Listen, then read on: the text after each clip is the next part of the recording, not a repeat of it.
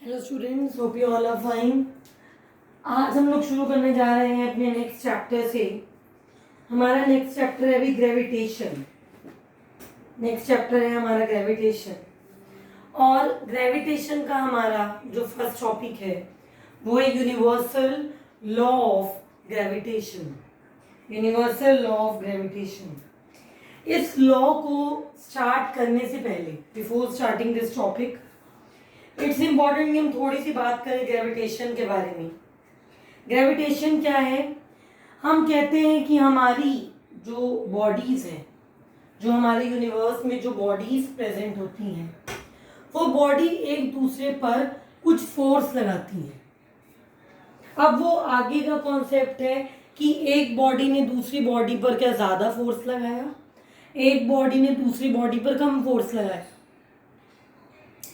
कुछ फोर्सेस जो दिख रहे हैं हम लोगों को, एक बॉडी को इतना ज्यादा अट्रैक्ट कर रही है कि वो मूव हो रही है अपनी जगह से। ठीक है, तो ये सब कहानी तो रही आगे की कि क्या है क्या नहीं है। बेसिकली ग्रेविटेशन क्या है? ग्रेविटेशन फोर्स ऑफ अट्रैक्शन है between two bodies of universe. It is a large amount, it is a small amount, it is different for different bodies. वो सब आगे की कहानी है। तो हमारा फर्स्ट जो लॉ है वो है यूनिवर्सल लॉ ऑफ ग्रेविटेशन। शायद मैंने आपको पहले भी कहा है कि कुछ चीजें जो मैं बोल रही हूँ और आपको लगता है कि those things should be written in your notebook, वो साथ साथ लिख लीजिए। इट्स इंपॉर्टेंट कि आप साथ साथ वो चीजें अपनी नोटबुक्स में लिख लो। Okay, so what is the universal law of gravitation? This law states that the force is directly proportional to the product of masses. The force is directly proportional to the product of masses and is inversely proportional to the square of distance between them. The force is directly proportional to the product of masses and is inversely proportional to square of distance between them. So मैंने कहा मेरे पास दो मास है, मास m1, मास m2। उनकी जो separation है, उनकी जो जिस डिस्टेंस से वो एक दूसरे के दूर या एक दूसरे के आसपास पड़े हैं वो r है, तो force directly proportional to m1 m2 है और inversely proportional to r square है। इन दो इक्वेशंस को आप एक साथ लिख सकते हो, f directly proportional to m1 m2 by r square. अब यहाँ पर f क्या है भाई? f is nothing but the gravitational force जिसकी हम बात कर रहे हैं। वो ग्रेविटेशनल फोर्स f है। F is directly proportional to m1 m2 by में r स्क्वायर। आप प्रोपोर्शनैलिटी का साइन हटेगा, इक्वल का लगेगा तो एक कांस्टेंट तो इंपोज होगा ही। प्रोपोर्शनैलिटी का साइन हट करके जब इक्वल का लगेगा तो एक कांस्टेंट वहां पर आएगा। वो जो कांस्टेंट है हमारा, वो जो कांस्टेंट है वो है ग्रेविटेशनल कांस्टेंट g। वो है gravitational constant g। Therefore, the value of force is F is equal to G m1 m2 by r square। और ये हम लोगों का है भाई लॉ ऑफ ग्रेविटेशन और the famous universal law of gravitation. यहाँ पर जो G है वो ग्रेविटेशनल कांस्टेंट है।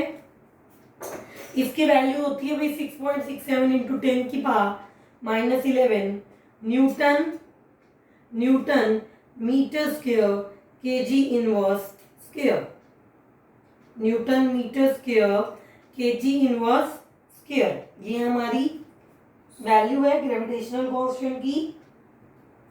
डायमेंशनल फॉर्मूला होता है ग्रेविटेशनल कांस्टेंट का m power -1 L3 T -2, m -1 L3 T -2। This is all about the universal law of gravitation. ये तो रही ग्रेविटेशनल लॉ की सिंपलेस्ट फॉर्म। ये तो रही ग्रेविटेशनल लॉ की सिंपलेस्ट फॉर्म। पेपर में आता है, कभी कभी इस तरीके से पूछता है, तो कभी कभी वो कहता है कि लॉ ऑफ ग्रेविटेशन जो है आपका, जो यूनिवर्सल लॉ ऑफ ग्रेविटेशन है, उसको वेक्टर फॉर्म में, जो उसके फॉर्मूलाज हैं, जो उसका सारी डेरिवेशन है, वो प्रूव करो. So we are going to continue with the next topic now. Vector form of universal law या universal law of gravitation. Again मैंने कहा मेरे पास दो बॉडी हैं, body A body B. Body A का मास m1 है, बॉडी बी का मास m2 है. बॉडी ए का मास m1 है, बॉडी बी का मास m2 है. R12, R21, F12, F21 क्या है, लिख भी लीजिए आप लोग अपनी कॉपी में. R12 is the unit vector is the unit vector from A to B. R12 is the unit vector from A to B. F12 is the force on A by B, जिसकी direction along AB होती है, याद रखना. F12 is the force on A by B. R21 is the vector from B to A, is the vector from B to A, and F21 is the force on B, is the force on body B by A. Again फिर से सुन लीजिए. R12 क्या है, unit vector है from A to B. R12 क्या है, unit vector from A to B. R21 क्या है, unit vector from B to A. Unit vector का मतलब क्या है, अभी मैंने देखो यहाँ पर जो दो वेक्टर्स लिए हैं, दोनों के ऊपर मैंने कैप ली है. मैंने पहले वाली वीडियो में बताया था कि इसका मतलब होता है यूनिट वेक्टर का होना.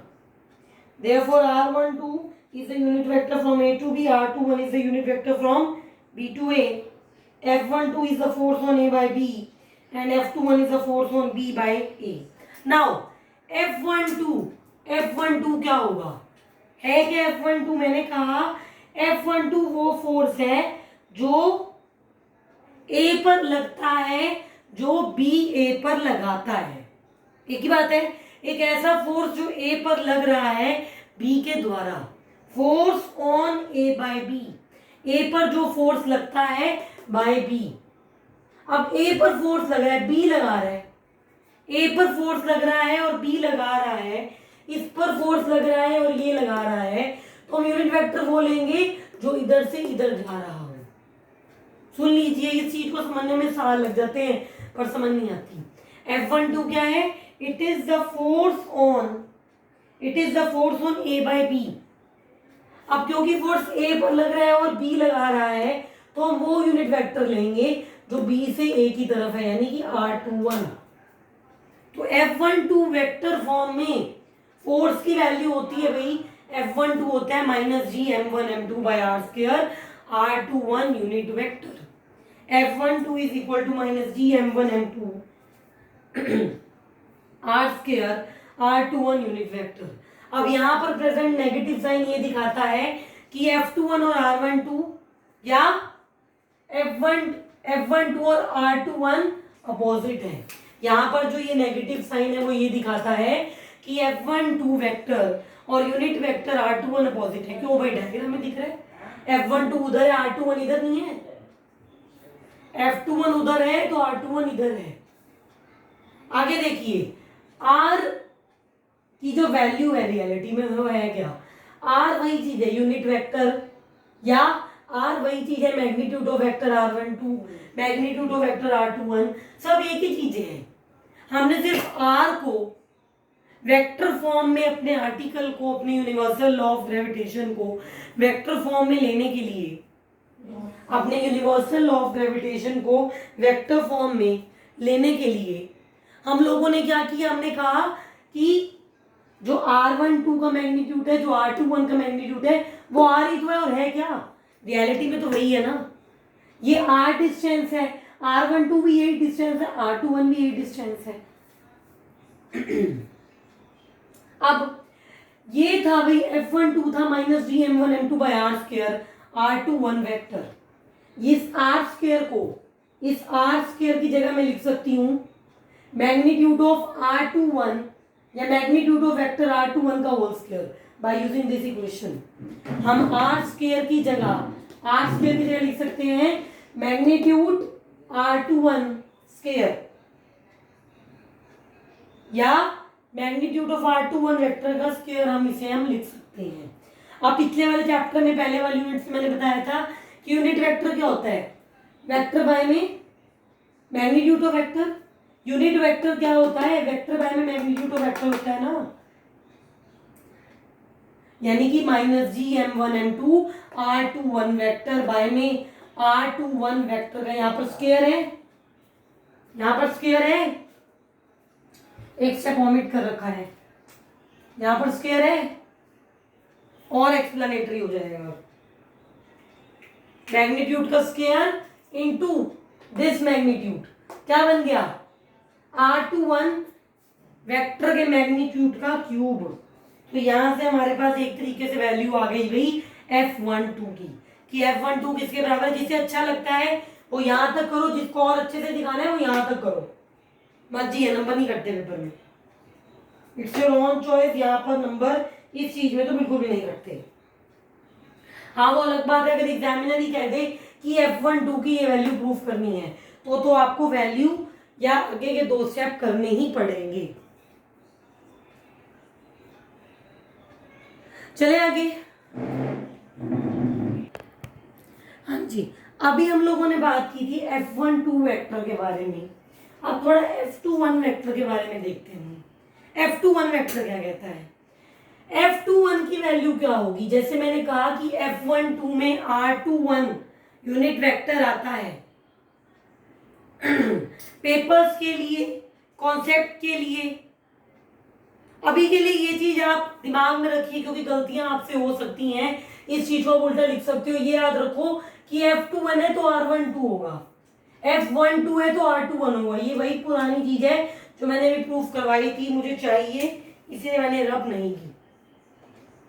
नाउ F21 क्या होगा भाई, -GM1M2 by R² into R12 unit vector, R12 unit vector, R² की जगह ये अगेन वही है -GM1M2 by R² की जगह मैग्नीट्यूड स्क्वायर R12 वेक्टर लिख सकते हो या R12 वेक्टर के मैग्नीट्यूड का स्क्वायर लिख सकते हो। क्यों नहीं लिख सकते, मैं भी तो बताया था कि R magnitude of R12 magnitude of R21 क्या है, सब बराबर है, all of them are equal. I have stated this concept to all of you. ठीक है, तो F21 की जगह मैं लिख सकती हूँ, मैं F21 को लिख सकती हूँ -GM1M2 R12 unit vector by में R12 वेक्टर का स्क्वायर। अब इस इक्वेशन को देखिए भाई, इस इक्वेशन को देखिए, मैंने कहा कि R वेक्टर, R जो है वेक्टर फॉर्म की बात करूं, मैं जनरल फॉर्म की बात करूं, मैं मैग्नीट्यूड्स की बात करूं, तो मैग्नीट्यूड के टर्म्स में R बराबर होता है R12 के R21 के मैग्नीट्यूड की। पर जो डायग्राम बनाया था, मैंने जो डायग्राम बनाया था उस डायग्राम में मैंने क्या कहा था, मेरे पास 2 मास है, M1 मास है, M2 मास है। मैंने कहा था मेरे पास 2 मास है, M1 मास है, M2 मास है। R12 मेरा इधर है, R21 मेरा इधर है। R12 मेरा इधर की तरफ जा रहा है और R21 इधर की तरफ है। तो क्या यूनिट वेक्टर R12 और R21 की डायरेक्शन अपोजिट नहीं है? क्या यूनिट वेक्टर R12 और R21 की डायरेक्शन अपोजिट है ना? तभी तो हम लिख सकते हैं मैग्नीट्यूड, और therefore we can write R12 unit vector is equal to minus of R21 unit vector. क्यों? क्योंकि उन दोनों की जो डायरेक्शन है वो अपोजिट है। डायग्राम मैंने फिर से बता दी है, उन दोनों की जो डायरेक्शन है वो अपोजिट है। सही है इतना? क्या बोला है मैंने कहा ये मैं चीज क्यों समझा रही हूँ क्योंकि मुझे आगे नेक्स्ट स्टेप में ये चीज चाहिए। मैंने कहा magnitude of R12 is equal to magnitude of R21 is equal to R होता है। Magnitude of R12 is equal to magnitude of R21 is equal to R होता है। Unit vector R12 is equal to minus of unit vector R21 होता है। Unit vector R12 is equal to minus of unit vector R21 होता है। अब इस पर आइए भाई, F21 की वैल्यू मैं कैसे लिखूंगी? अभी तक देखो, GM1M2 लिखो, GM1M2 लिखो माइनस R12 की जगह R21 यूनिट वेक्टर लिख सकते हो। माइनस R12 यूनिट वेक्टर की जगह क्या आप लोग बच्चों R21 यूनिट वेक्टर लिख सकते हो? लिख सकते हैं, क्यों नहीं लिख सकते? R12 unit vector minus R21 नहीं है, तो मैं माइनस R12 यूनिट वेक्टर की जगह क्या लिख दूंगी? R21 unit vector. R12 magnitude के स्क्वायर की जगह मैं लिख सकती हूँ R21 मैग्नीट्यूड का स्क्वायर। यानी मैंने F21 की इक्वेशन को भी R21 के फॉर्म में कर दिया। I have made the equation for F21 in the form of R21। मैंने F21 की इक्वेशन को क्या किया यहाँ पर? R21 की फॉर्म में कर दिया। नाउ F21, इस इक्वेशन को देखिए और इस इक्वेशन को देखिए, इस इक्वेशन को देखिए और इस इक्वेशन को देखिए। क्या इस इक्वेशन की लेफ्ट हैंड साइड और इस इक्वेशन की लेफ्ट हैंड साइड सेम नहीं है? सिर्फ एक नेगेटिव साइन को छोड़ दीजिए यहाँ पे। Equation for F12 and equation for F21, दोनों इक्वेशन अच्छे से देखिए, सिर्फ माइनस के साइन को छोड़ दीजिए। क्या दोनों इक्वेशन सेम नहीं है? माइनस के साइन के अलावा सेम तो है, GM1M2 GM1M2, R21 unit vector R21 unit vector, R21 vector के मैग्नीट्यूड का स्क्वायर R21 वेक्टर के मैग्नीट्यूड का स्क्वायर, सेम है दोनों equation. So if this is equation 1 and this is equation number 2, तो क्या आप नहीं लिख सकते F12 is equal to minus of F21? क्या आप नहीं लिख सकते F12 is equal to minus of F21? And this is that thing which I have to prove. ये वो चीज है जो इस आर्टिकल में मुझे प्रूव करनी थी, या जो पेपर में प्रूव करनी आती है। पेपर में क्वेश्चन आता है भाई, किस तरीके से आ सकते हैं क्वेश्चन पता होना चाहिए। क्वेश्चन आता है deduce vector form of gravitational law और vector form of universal law of gravitation. Also prove that F12 is equal to minus of F21। ये चीज लिखी हुई आ जाए तो समझ जाना कि इसके बारे में बात वो कर रहा है। सही है भाई। तो आज हमने क्या देखा भी, ग्रेविटेशन में सिंपलेस्ट जो फॉर्म है ग्रेविटेशनल लॉ की, जो वेक्टर फॉर्म है भी यूनिवर्सल लॉ का, इसके बारे में हमने देखा। कल के वीडियो में हम लोग बात करेंगे भाई ग्रेविटी की, एक्सेलेरेशन ड्यू टू ग्रेविटी की, या किन किन चीजों पर, on what factors the acceleration due to gravity depends. With this, be regular with videos, don't waste your time, study hard. Thank you.